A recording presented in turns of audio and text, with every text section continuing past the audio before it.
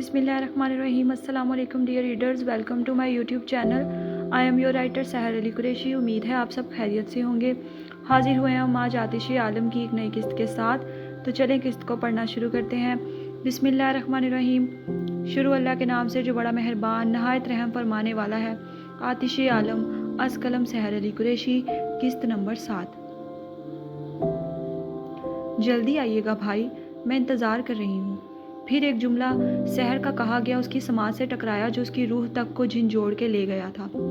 तुम घर जाओ, मैं आ रहा हूँ। और अपनी दी गई तसल्ली रहे सहे ओसान भी खता कर गई। अगर आज वो मर जाता तो उसकी बहन का मुस्तकबिल क्या था? कौन था जो उसे संभाल लेता? कौन था जो उसके साथ रहता, उसका ख्याल रखता? वो उसे बेयारो मददगार छोड़कर नहीं जा सकता था। क्या उसकी वो बहन जिसे उसने शहजादियों की तरह पाला था, क्या वो अब अपना आप पेट पालने के लिए दरबदर की ठोकरें खाने वाली थी? उसके बगैर ज़िंदगी गुजारने वाली थी, दुनिया की धूप छाँव को अकेले झेलने वाली थी। मगर क्या वो ऐसा कर सकती थी? वो तो इतनी मासूम थी कि इंसानों को परखना तक नहीं जानती थी। उनके चेहरे पर रकम मक्कारियाँ भी ना भांप सकती थी। वो तो शेरनी बनी फिरती थी, महज इस बुनियाद पर कि वो बिन्यामीन यूसुफ की बहन है।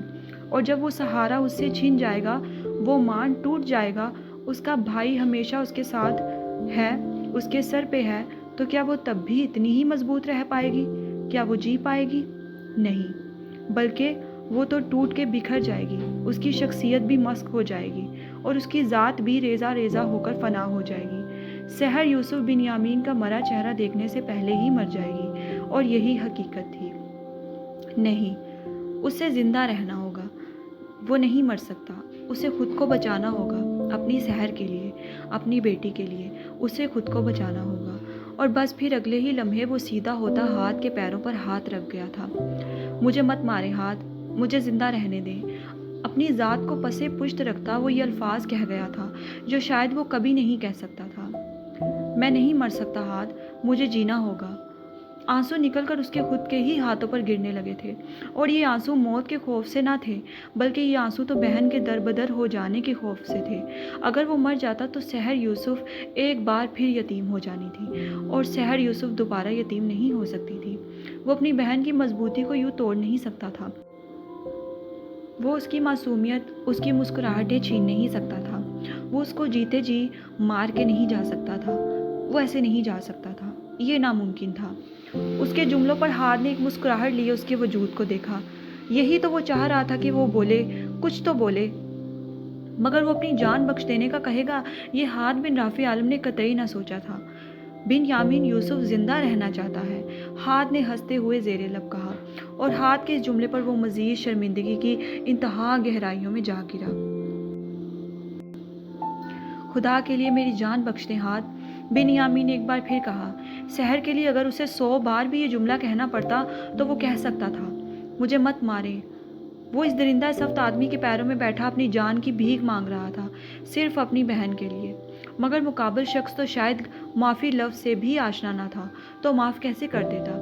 ओह बिन्यामीन, तुम्हें यही लाइन मिली थी अपनी जान बचाने के लिए? हाथ ने अपने पैरों में बैठे बिन्यामीन से तमस्कुराना अंदाज में पूछा, जिस पर उसने खौफ से भरी आंखें उठाकर सामने उस शख्स को देखा। ये खौफ हाथ को मौत का लगा था, मगर नहीं, यहाँ वो किंग ऑफ द गैंगस्टर हाथ बिन राफी आलम नतीजा उखस करने में चूक गया था, क्योंकि ये खौफ मौत का ना था, बल्कि ये खौफ बहन से दूर हो जाने का था। तुम जानते हो ना, मेरा तुम्हारे खुदा से कोई वास्ता नहीं, फिर भी तुम्हें इससे बेहतर अपनी जान बचाने के लिए कोई और जुमला नहीं मिला था क्या? अब हाथ ने हाथ में पकड़ी स्याह गन को हाथ से साफ करते मसनूई अफसोस से कहा। उसकी इस बात पर बिन्यामीन के रहे सहे ओसान भी खता हुए, और इस सारे मामले में पहली बार एक मुस्कुराहट ने बिन्यामीन के लबों को छुआ था। हाँ, वो किसे खुदा का वास्ता दे रहा था? हाथ बिन राफी आलम को? क्या वो भूल गया था कि उसके सामने खड़ा शख्स तो सिर्फ नाम का ही मुसलमान है और पिछले 25 सालों से अपने रब्बे करीम की नाफरमानी करता आ रहा है, और जिस खुदा को वो माज़ल्ला मानने से ही इनकारी है, उसकी खातिर वो उसकी जान क्यों कर बख्शेगा? आखिर क्यों कर? अपनी स्याह आंखों को हाथ ने नीचे अपने पैरों में बैठे बिन्यामीन पर जमाया, जो सिसकता हुआ उससे अपनी ज़िंदगी की भीख मांग रहा था, जिसे हाथ बिन राफे आलम को रत्ती बराबर भी फ़र्क नहीं पड़ रहा था।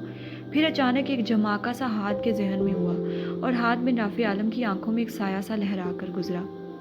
اس کے ساتھ ہی اس نے بنیامین کے لیے ایک اور آزمائش تیار کر لی جو موت سے بھی بری تھی۔ پھر بنا لمحے کی بھی دیر کیے اسے فوری عملی جامہ پہناتے وہ کرخت لہجے میں بولا، ٹھیک ہے، بخش دی تمہاری جان۔ اس کے کہے اس جملے پر بنیامین نے خوشی سے سر اٹھایا اور اس کے ساتھ ہی باہر کھڑے اس کے ملازموں کی جان میں بھی جان آئی۔ مگر میری ایک شرط ہے، میں کچھ بھی کروں گا ہاتھ، بس مجھے جان سے مت مارے، میں جینا چاہتا ہوں، میرا جینا بہت ضروری ہے۔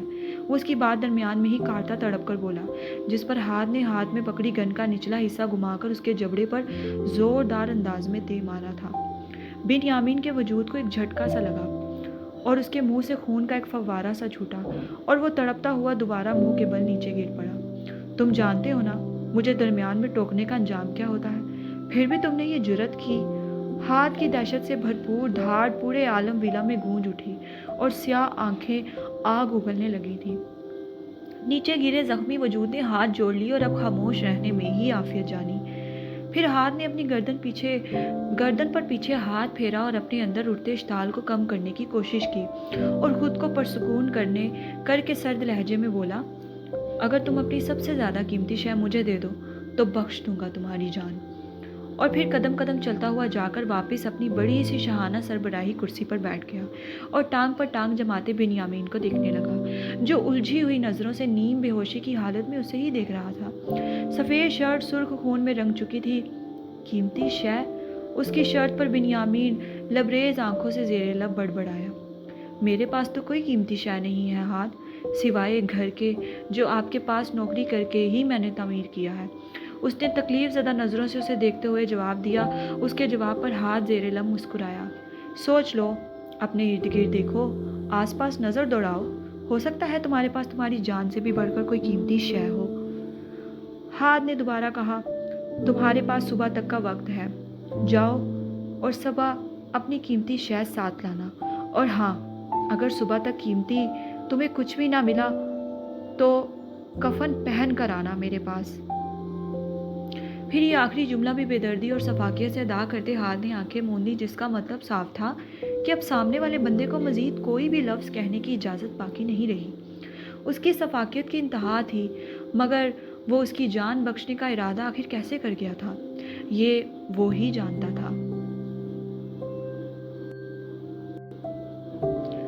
ہاتھ کی آنکھیں موند لینے پر بنیامین کے پھڑ پھڑاتے لب، جو کچھ کہنے کے لیے بےتاب سے تھے، خاموشی میں ڈھل گئے۔ پھر وہ زمین سے بمشکل اٹھا اور اپنی آستینوں سے چہرے پر موجود خون صاف کرنے لگا اور لڑکھڑاتے ہوئے قدموں سے الٹے پاؤں واپس مڑا اور راہداری سے نکلا۔ وہ ہاتھ بن رافع عالم تھا، جسے انسان کہنا انسانیت کی سب سے بڑی توہین تھی، کیونکہ وہ انسان کہلانے کے لائق ہی نہ تھا۔ وہ معاف کرنا نہیں، صرف ختم کرنا جانتا تھا۔ اس کی دہشت جنگل میں لگی کسی آگ کی مانند ہر سو پھیلی تھی، ایسی آگ جس پر قابو پانا ناممکن تھا، اور اس کے اندر بھی بھڑکتی یہ آتش ہر چیز کو اپنی مٹھی میں قید کر لینا چاہتی تھی اور قید کر رہی تھی۔ وہ ہر چیز پر اپنی حکومت چاہتا تھا، حتیٰ کہ لوگوں کی جانوں پر بھی، مگر اپنی سرکشی میں بھٹکتے وہ شاید یہ بھول گیا تھا کہ کائنات کی ہر مخلوق کی جان پر حق تو صرف اللہ تعالیٰ کا ہے، اور حکومت اور بادشاہی بھی صرف اللہ ہی کی ذات کو سزاوار ہے۔ اور وہ یہ بھی بھول گیا تھا کہ اللہ جب منہ کے بل گراتا ہے تو گرنے والے شخص کا اللہ کے سوا کوئی دوسرا مددگار نہیں ہوتا، اور یہ سب سمجھنے میں ہاتھ بن رافع عالم کو بھی وقت درکار تھا، جو کہ قلیل باقی بچا تھا، اور وہ جلد روتا بلکتا گھٹنوں کے بل گرتا، زمین پر اپنی ناک رگڑتا اللہ کی ذات کے آگے گر گرانے والا تھا، اور وہ وقت بھی دور نہ تھا جب اللہ ہاتھ بن رافع عالم کی دراز رسی کو کھینچنے والا تھا، اور یہ رسی اس کے گلے کی وہ پھانس ثابت ہونے والی تھی جسے چاہ کر بھی وہ اپنی گردن چھڑوانے کی سکت اپنے اندر نہیں رکھ سکتا تھا۔ بنیامین راہداری سے باہر ہی اس کے ملازم کھڑے تھے۔ دراصل یہ بنیامین کے ساتھ ہر وقت رہنے والے اس کے ملازم تھے، جو اسے ہاتھ کی طرف سے ہی دیے گئے تھے۔ بنیامین کے باہر آتے ہی وہ اسے سہارا دے گئے۔ سر، بنیامین نے ہاتھ کے اشارے سے انہیں روک دیا۔ گھر جاؤ تم لوگ، آہستگی سے کہتا وہ اپنی بائک کی طرف بڑھا۔ چال میں واضح لڑکھڑاہٹ تھی۔ سر، ہم آپ کو گھر چھوڑ دیتے ہیں، ان دونوں نے تڑپ کر کہا، جس پر بنیامین نے انہیں نرم نظروں سے دیکھا۔ میں نے کہا نا تم لوگ گھر جاؤ، اپنے گھر میں خود جا سکتا ہوں۔ بنیامین کم سے کم اتنی طاقت تو اپنے اندر رکھتا ہے، بے بسی سے کہتے وہ بائک پر بیٹھا، اس میں پہلے سے لگی چابی کو گھما کر انجن سٹارٹ کر گیا۔ जैसे ही बिन्यामीन की बाइक विला से बाहर निकली, वो दोनों अपनी गाड़ी में बैठे एहतियात से उसके पीछे ही चल पड़े, ताकि उसका पीछा कर सकें कि वो खैरियत से घर पहुंच जाए। रात समय शहरोज बेड पर सर झुकाए बैठा, दोनों कोहनियां जानों पर टिकाए अपनी कनपट्टियां अंगूठे से सहला रहा था। सोचों का मरकज मसलसल बिन्यामीन यूसुफ था। पता नहीं वहां क्या हुआ होगा, हाथ ने बिन्यामीन के साथ क्या किया होगा। उसका तकलीफ से दिल भरा पड़ा था। उसकी सोचों का ये तसलसल तब टूटा जब इनायत उसके पहलू में आकर बैठी। उसने अपनाई से शहरोज के कंधे पर हाथ रखा। अपने कंधे पर इनायत के हाथ का लम्स महसूस करते हुए अपनी सोचों से बाहर निकला और गर्दन मोड़ के उसे देखने लगा, जो गोद में फर्स्ट एड बॉक्स रखे बैठी उसे ही फिक्रमंदी से देख रही थी। अनायत ने इस प्लास्टिक के डिब्बे को खोलकर उसमें से रुई निकाली और उस पर दवाई लगाकर आहिस्ता आहिस्ता उसके चेहरे पर मौजूद हल्के हल्के जख्मों पर लगाने लगी। शहरोज ने एक नज़र पीछे बेड पर सोई मरियम को शफकत से देखा और फिर अपनी नज़रें अनायत पर जमा ली, जो बहुत ही मसरूफ से अंदाज में उसे मरहम लगा रही थी। लगता है इस बार बिन्यामीन भाई से झगड़ा अच्छा नहीं किया आपने, रस्मन सा लड़े हैं।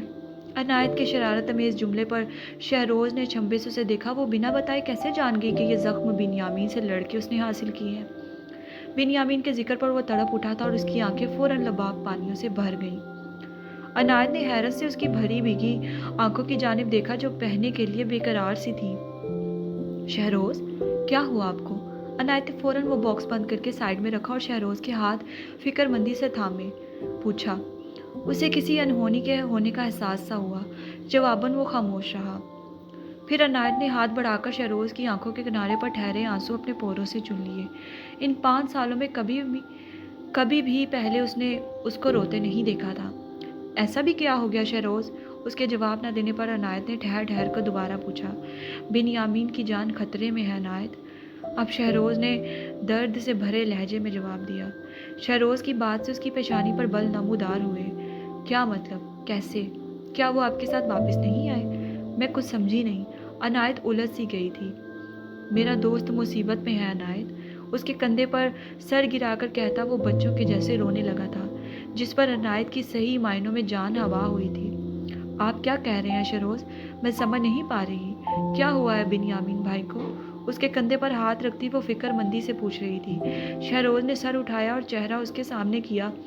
हमारा मिशन नाकाम हो गया, वो ट्रक ब्लास्ट हो गया। अब हाथ बिन्यामीन को ख़त्म कर देगा। दुआ करो वो बच जाए, दुआ करो मेरा दोस्त बच जाए इनायत, वरना मेरी कमर टूट जाएगी।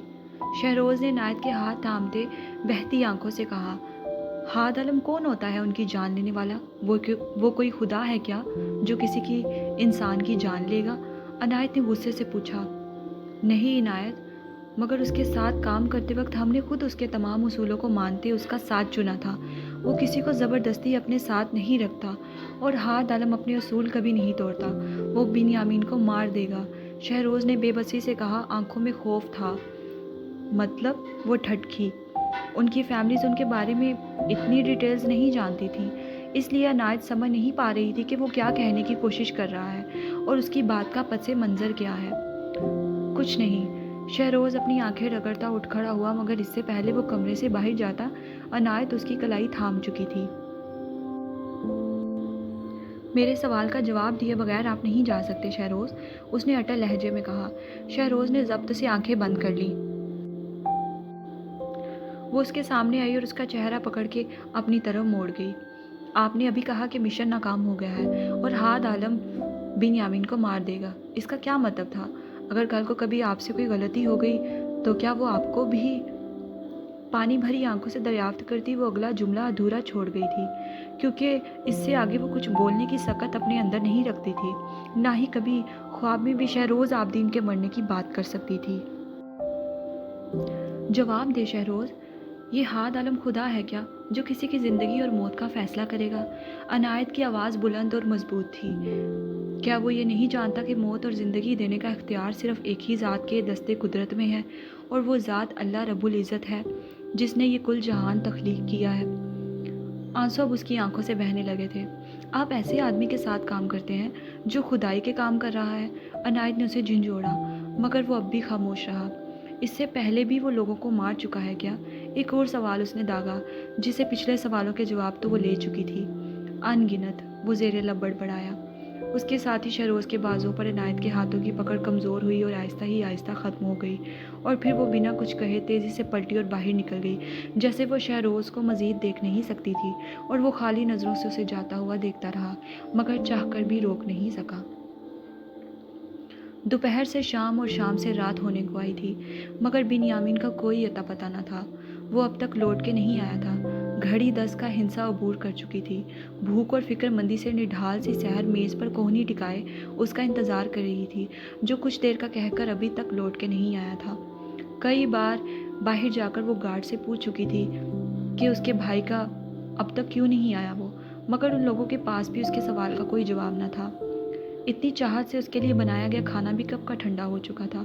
उसने कहा था वो कुछ देर में ही लौट आएगा, मगर अभी तक क्यों नहीं आया था। कई बार उसका नंबर डायल कर चुकी थी, मगर उसका फ़ोन मसलसल पावर ऑफ जा रहा था। अब उसकी फ़िक्र बेचैनी और बेसुकूनी में बदलने लगी थी, और फिर इससे पहले वो कोई और कदम उठाती या कुछ सोचती, दरवाजे पर दस्तक हुई, और ये दस्तक सहर यूसुफ के लिए ज़िंदगी की नवीद से कम न थी। भाई, मेरा भाई आ गया, चह कर कहती वो कुर्सी से उठी और तेज़ी से छोटा सा लाउंज अबूर करती बाहर निकली और सहन में आई। दूसरी तरफ बिन्यामीन आलम विला से निकलकर सीधी अपनी कंपनी के डॉक्टर के पास गया था, अपनी मरहम पट्टी करवाने। वो ऐसे शहर के सामने नहीं जा सकता था। अगर वो उसके पास इस तरह जाता तो वो दुनिया सर पर उठा लेती। और उसकी यह हालत कैसे हुई है, और उसके इन्हीं सवालों से बिन्यामीन को खौफ आता था। वो नहीं जानता था वो उसे क्या कहने वाला है, या आगे उनके साथ क्या होने वाला है। मरहम पट्टी करवाने के बाद वो चंद घंटे वहीं रहा ताकि उसकी आंख की सूजन कम हो जाए और उसकी हालत थोड़ी सी दुरुस्त लगे। जब घड़ी ने 10 बजाए तो वो उठ खड़ा हुआ और घर के लिए निकल पड़ा, और अब गेट पर खड़ा बेकरार सा दस्तक पर दस्तक दे रहा था। अंदर से आती दौड़ते कदमों की चाप से वो समझ गया था कि वो कितनी बेसब्र है उसके लिए। शहर की बेसब्री पर बिन्यामीन आसूदगी से मुस्कुराया। दूसरी तरफ शहर ने चहकते हुए झटके से दरवाज़ा खोल दिया। फिर जैसे ही दरवाज़ा खुला, सामने ही उसकी सुराब सी आंखें देखते बिन्यामीन की रूह तक तकलीफ उठी थी। भाई, वो जोश से चहकी और उससे लिपटने लगी, मगर इससे पहले ही बिन्यामीन तेज़ी से अंदर आया और दरवाज़ा बंद कर गया। बिन्यामीन जैसे ही अंदर आया, खुशी और तमानियत जो शहर के चेहरे पर थी, उसके सर पर बंधी पट्टी को देखकर पल में धुआं बन के हवा में मुअल्लक हुई, और लम्हे के हज़ारवें हिस्से में उसकी आंखों में तकलीफ़ का सैलाब सा उमड़ आया। भाई, वो चीख पड़ी। बिन्यामीन ने फ़ौरन अपने होंठों पर उंगली रख के उसे खामोश करवाया, क्योंकि वो दोनों गेट पर ही थे अभी, और बाहर गार्ड्स खड़े थे, और शहर की आवाज़ कदरे ऊंची थी। उसे एक बाजू से हिसार में लेते वो अंदर की तरफ बढ़ा, जबकि वो सख्ते की कैफियत में बुत बनी यकटुक उसके चेहरे को देख रही थी, जहाँ नाक, होंठों और रुखसार पर जख्मी ही जख्म थे। अभी बिन्यामीन कंपनी से कपड़े तब्दील करके आया था, तो उसका ये हाल था, तो अगर वो सुर्ख खून में भरे सफ़ेद कपड़ों में घर आता तो शहर उसे देखकर क्या रद्द अमल देती। वो दोनों जैसे ही अंदर लाउंज में आए, तेज़ी से वो उसकी तरफ मुड़ी। आपको क्या हुआ है? ये किसने किया? उसका चेहरा थामकर वो बहती आंखों से बोली। बिन्यामीन ने कुर्ब से उसके चेहरे को देखा। साफ शफाफ सफ़ेद रोशन पाकीज़ा चेहरा, और उस चेहरे को देखते ही एक खंजर नुमा जुमला उसकी रूह में पैवस्त हुआ था। अपने इर्द गिर्द देखो, आस पास नज़र दौड़ाओ, हो सकता है तुम्हारे पास जान से भी बढ़कर कोई कीमती चीज़ हो। ये जुमला उसकी समात में किसी ताज़ियाने की तरह बजने लगा था। बिन्यामीन ने झटके से शहर के हाथ अपने चेहरे से हटाए और 2-3 कदम पीछे हो गया। नहीं, उसने तड़प कर कहा, अपनी सबसे ज़्यादा कीमती शय मुझे दे दो। शहर यूसुफ के अलावा तो उसके पास कुछ कीमती ना था। इसके अलावा उसके पास और कीमती क्या हो सकता था? नहीं, नहीं, नहीं, नहीं, नहीं, नहीं। वो उल्टे कदम उठाता कानों पर हाथ रखता चीखने लगा था। इस आवाज़ से पीछा छुड़वाना चाहता था। अपनी सबसे ज़्यादा कीमती शय मुझे दे दो, तो बख्श दूंगा तुम्हारी जान। नहीं, नहीं, नहीं। फिर ज़मीन पर घुटनों के बल बैठा वो बिलक बिलक कर रोने और चीखने लगा। भाई, भाई, मैं कुछ पूछ रही हूँ आपसे, कहाँ खो गए हैं आप? शहर ने उसे झिंझोड़ा, तो बिन्यामीन का सकता टूटा और वो तसव्वुर से बाहर आया। चंद आंसू टूटकर उसकी दाढ़ी में जज्ब हुए। भाई, ये चोट कैसे आई आपको? बताते क्यों नहीं आप? शहर ज़ोर ज़ोर से उसे हिलाती पूछने लगी। कुछ नहीं, बस एक छोटा सा एक्सीडेंट हो गया मेरा। एक्सीडेंट? वो हलक के बल चिल्लाई। शहर, बिन्यामीन ने तकलीफ से उसे देखते टोका। मैं बहुत थक गया हूँ, आराम करना चाहता हूँ, मुझे परेशान मत करो, और तुम भी जाकर सो जाओ। ऐसे कैसे? आप मेरी बात का जवाब दें पहले कि ये सब कैसे हुआ। کیسے ہوا ایکسیڈنٹ؟ وہ روتی ہوئی اس کے ہاتھ پکڑ گئی، چہرے پر درد ہی درد تھا۔ بنیامین نے ضبط سے آنکھیں بند کر کے کھولی۔ سحر، وہ ایک قدم آگے بڑھا اور اس کا دایاں ہاتھ تھام کر عقیدت سے چوم گیا۔